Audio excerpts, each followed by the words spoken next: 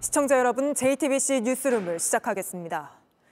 검찰이 오늘 구속돼 있는 명태균 씨를 재판에 넘겼습니다.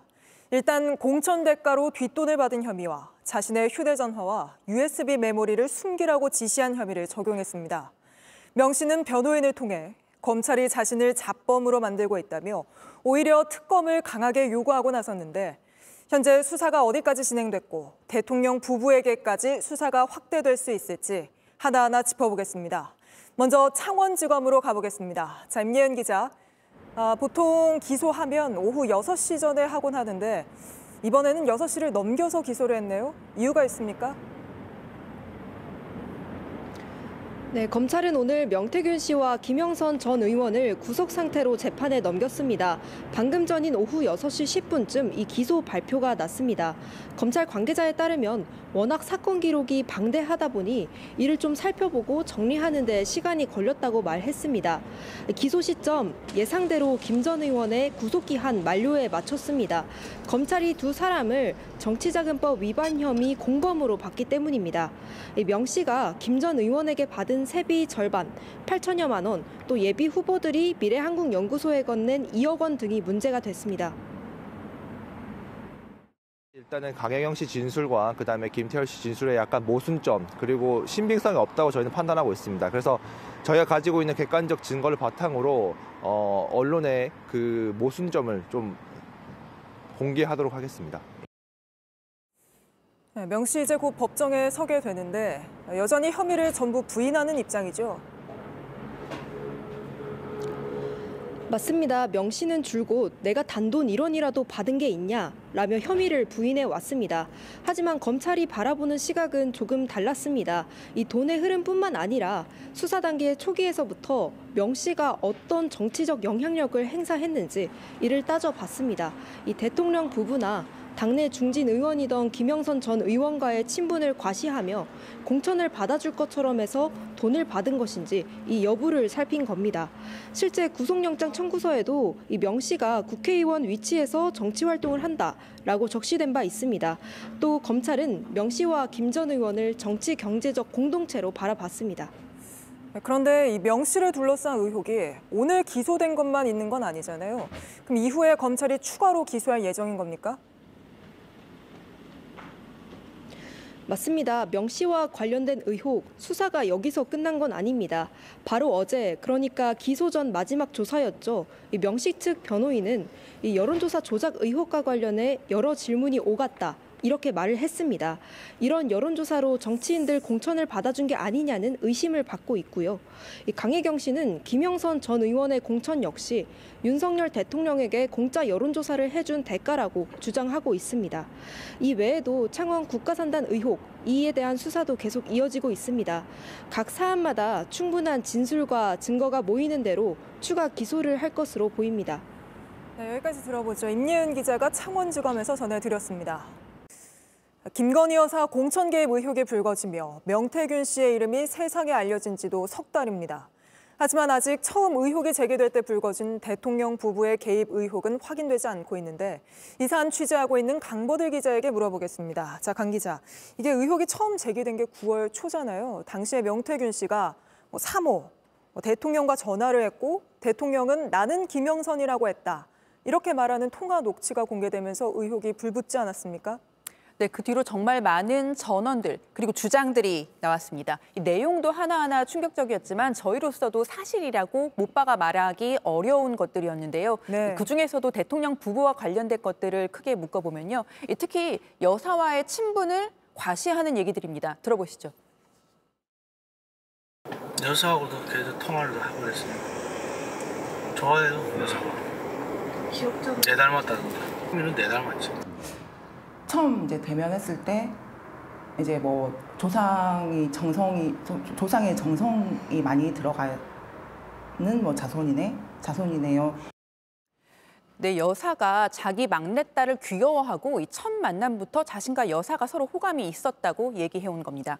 네, 뭐 그런 건 어떻게 보면 사적 영역일 수 있는데 뭐 그런 사적 영역으로 볼 수 있는 것들 말고 명 씨가 내가 선거 때 역할을 했다 이렇게 과시하고 또 이후에 의혹이 불거진 뒤에는 내가 들어가면 정권이 무너질 거다 이런 얘기도 하지 않았습니까? 네, 명 씨 얘기 먼저 들어보시죠.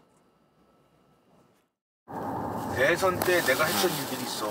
야하게 그 20분의 1이 아니라 진짜 50분의 1도 안 한 거예요. 내가 들어가면 한 달 만에 그냥 이 정권이 무너져갔지. 네, 명 씨가 어떤 일을 했던 건지 일단 대선 때 윤석열 대통령에게 공짜 여론조사 제공했다는 의혹에 대해서도 수사가 진행 중입니다. 네. 주변에서는 명 씨가 윤 대통령을 위해 일했다고밖에 믿을 수 없었던 게요. 이 강혜경 씨에게 윤 총장이 궁금해한다, 빨리 보고서 만들어달라 이런 말을 지속적으로 해왔기 때문입니다. 그리고 또 자신 덕분에 김영선 전 의원의 공천을 받은 거다. 이런 이야기도 자주 하지 않았습니까? 네, 명 씨의 이야기 그리고 김영선 의원 역시 주변에 뭐라고 말했는지 들어보시죠. 오늘 네. 여사님 전화 왔는데 네네. 내 고마움 때문에 김영선 그렇게 하지 말라고. 내보 고맙다고. 네네. 야, 자기 선물이래. 어쨌든 명태균이의 덕을 봤잖아. 덕을 다 봐갖고 국회의원이 됐기 때문에 내가 미래를 보고 투자한다 생각하고 하는데 이게 사실 말만 가지고는 믿기 어려운 이야기들인데 근데 이게 취재를 계속하면서 이게 허세만은 아니라는 것은 확인되지 않았습니까? 네, 전언이나 주장이 아니라 윤 대통령 부부와 직접 관련이 돼 있다는 증거가 나온 장면 이 3개 있습니다. 먼저 명 씨와 김 여사의 텔레그램입니다. 네. 명 씨가 지난 2월 김해 지역구의 김영선 의원은 단수 공천을 달라 이렇게 요청을 하고 김 여사가 단수면 나도 좋다. 하지만 경선을 치러야 한다고 말하는 내용입니다. 저희가 네. 지난 10월 2일에 단독 보도해드렸습니다. 명 씨는 또 10월 15일에는요. 여사와 주고받은 카톡을 공개했습니다. 여사가 이 박사님께 나는 완전히 이해한다, 의지한다라면서 네. 상당한 신뢰를 표하는 내용입니다. 그리고 나서 지난 10월 31일에는 나는 김영선 주라고 했다는 대통령 목소리까지 나오면서 이 명 씨와 대통령 부부가 사적, 공적으로 여러 얘기를 나눴다는 건 사실로 확인이 됩니다. 하지만 아직 이 대통령 부부가 공천에 개입했다는 의혹까지는 검찰 수사가 이뤄지지 않은 거 아닙니까? 네, 아직 수사는 갈 길이 멉니다. 일단 여러 사람이 들었다고 증언한 오빠 전화 왔죠. 이 여사의 통화 녹취가 있는지가 중요합니다. 정확하게 기억이 나는 게 오빠한테 전화 왔었죠. 잘 될 거예요. 그 부분은 제가 여러 번 반복해서 들었고 너무나 자랑을 많이 하다 보니까 이 강혜경 씨뿐 아니라 김태열 전 미래한국연구소장도 들었다는 사람이 10명 넘는다고 검찰에 진술했습니다. 이 검찰은 이제 막 정치자금법 위반 혐의로 명 씨를 기소했을 뿐이고요. 이 여론조사 조작이나 산업단지 등 이권 개입, 애초 사건의 시작이었던 여사 공천 개입 의혹까지 워낙 복잡하고 등장인물도 많습니다. 하지만 검찰 관계자는 JTBC에 일단 증거를 따라가 끝에 있는 사람을 조사할 뿐이라고 했는데요. 어디까지 수사가 진행될지 지켜볼 일입니다. 알겠습니다. 오늘은 여기까지 들어보겠습니다. 강버들 기자였습니다. 이런 가운데 명태균 씨의 한 측근이 저희 JTBC에 명 씨가 한 대학 교수로부터 개각하면 알려달라며 장관시켜달라는 취지의 부탁을 받는 걸 직접 들었다고 했습니다. 해당 교수는 대선 캠프에도 몸담아온 인사로 실제 장관 하마평에도 오르고 있는데 저희 JTBC엔 명 씨와 만난 사실은 인정하면서도 명 씨에 대해 전혀 모르고 만났고 어떤 얘기를 나눴는지 기억나지 않는다고 했습니다. 박사라 기자의 단독 보도입니다.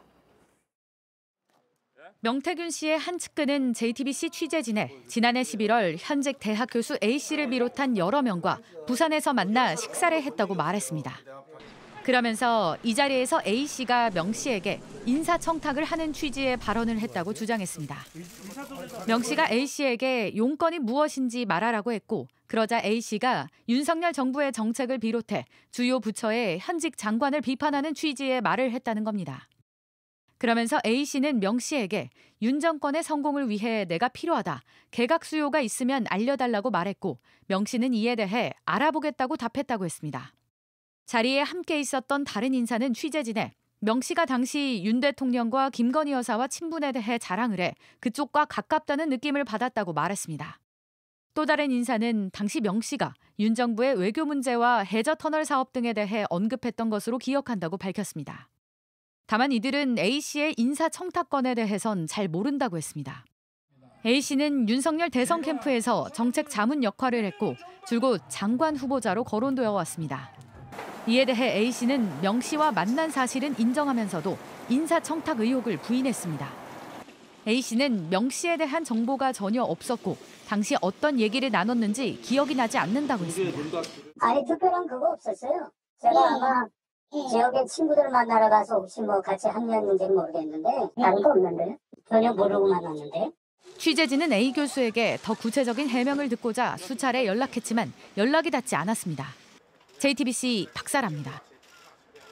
우여곡절 끝에 최상병 사건 국정조사가 이뤄지게 됐지만 국민의힘 주진우 의원이 여기에 참여할지 말지를 놓고 여야 신경전이 계속되고 있습니다.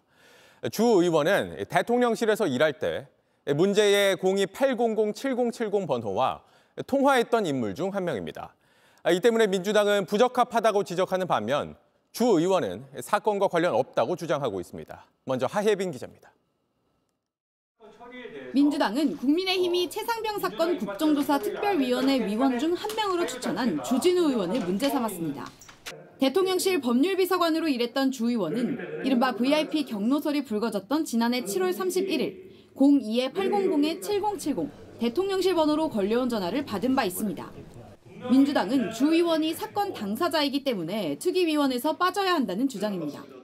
사건 당시 대통령실의 법률적 대응을 총괄했던 주진우 의원이 사건에 대한 직접적인 이해관계에서 자유롭지 않다는 점은 이론의 여지가 없다고 판단됩니다. 조사위원을 즉시 교체하는 게 마땅합니다. 주 의원은 강하게 반박했습니다. 대통령실에 근무했었기 때문에 대통령실 관련 번호로 1년 전 44초 통화한 내역이 한 건 있었을 뿐이라며 아무런 근거 없이 사건 관련자라고 하는 건 명백한 허위라는 겁니다. 민주당은 주 의원 참여에 대해 지속적으로 문제를 제기하겠다면서 국정조사 실시 계획서는 오는 10일 본회의에서 처리할 예정이라고 밝혔습니다. JTBC 하혜빈입니다. 미국 정부가 중국의 인공지능 개발을 견제하기 위해서 핵심 반도체 부품과 관련한 중국 수출을 통제하고 나섰습니다.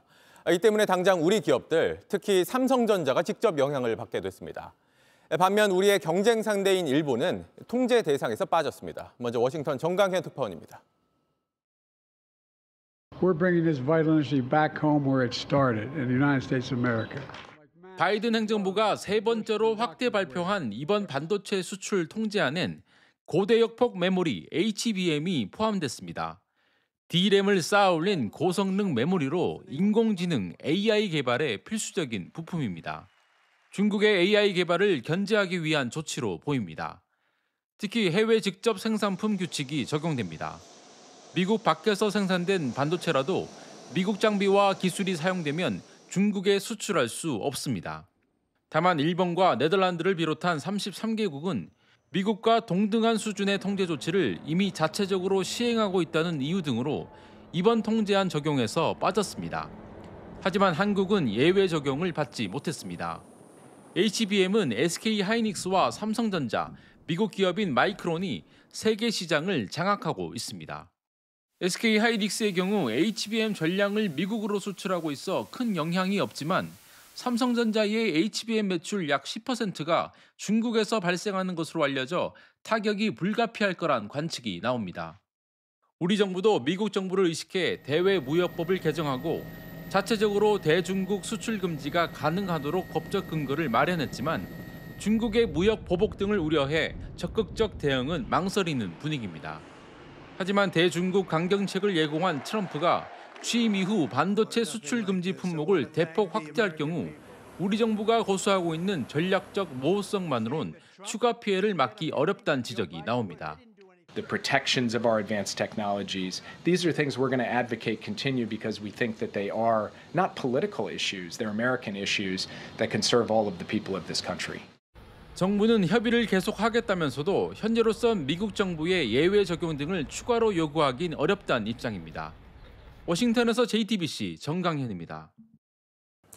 JTBC 뉴스를 시청해 주셔서 고맙습니다. 저희는 저녁 6시 50분 뉴스룸에서 뵙겠습니다.